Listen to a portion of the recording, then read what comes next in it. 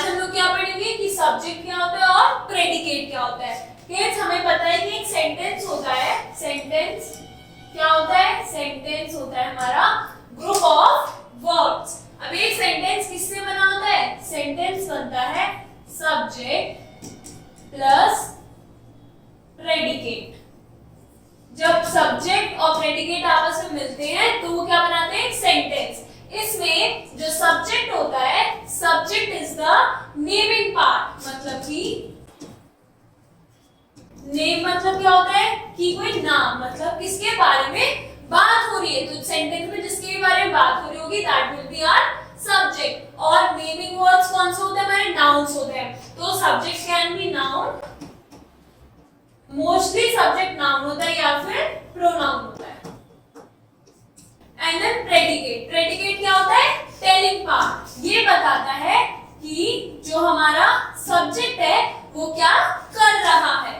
तो अगर हम इस सेंटेंस में देखें कि अमन इज ईटिंग अ बनाना, तो बनाना कौन खा रहा है, अमन। तो अमन क्या हुआ, हमारा subject. And is eating a banana क्या हुआ, predicate. Now Delhi is the capital of India, किसके बारे में बात कर रहे हैं हम, दिल्ली। तो दिल्ली क्या हुआ, subject. And is the capital of India क्या हुआ, predicate. The teacher is teaching in the class, class में कौन पढ़ा रहा है, टीचर। टीचर क्या कर रही है, क्लास में पढ़ा रही है। तो किसके बारे में बात हो रही है, टीचर के बारे में।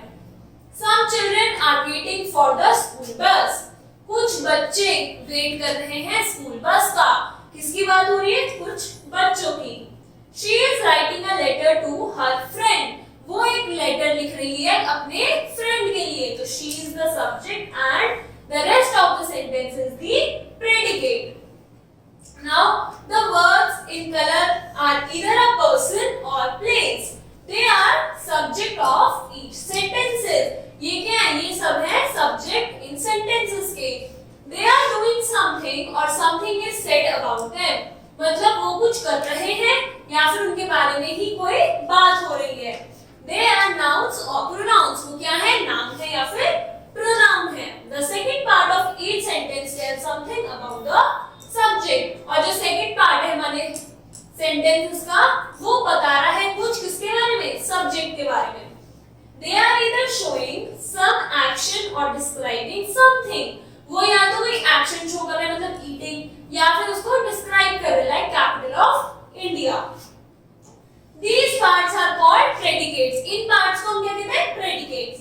Thus we see that a sentence is made up of two parts, subject and the predicate. Now definition, the subject of a sentence is that part of the sentence about which something is told, मतलब कि subject ऐसा part होता है sentence का जिसके बारे में कुछ बताया जाता है। A subject can be noun like the name of person, place or a thing or a pronoun, और जो subject होता है वो noun हो सकता है या फिर pronoun हो सकता है।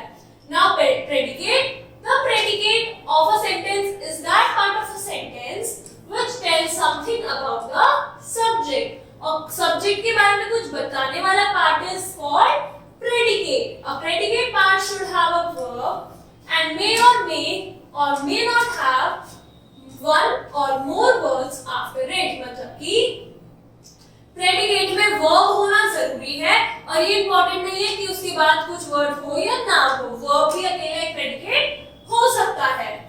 Now note, generally the subject of a sentence comes at the beginning of a sentence as in the above examples, but sometimes it may be put in between the predicate, मतलब कि क्या होता है, कुछ sentences में जो mostly क्या होता है, subject जो है वो कहाँ होता है, sentence के starting में, but कुछ sentences होते हैं जहाँ वो बीच में रखते हैं। Here comes Meenu, the most intelligent girl of our class. अब बात किसकी हो रही है, मीनू की, बट वो कहाँ आ रही है, वो आ रही है सेंटेंस के बीच में। Now look at the sentence again. In sentence 1 we are talking about Aman.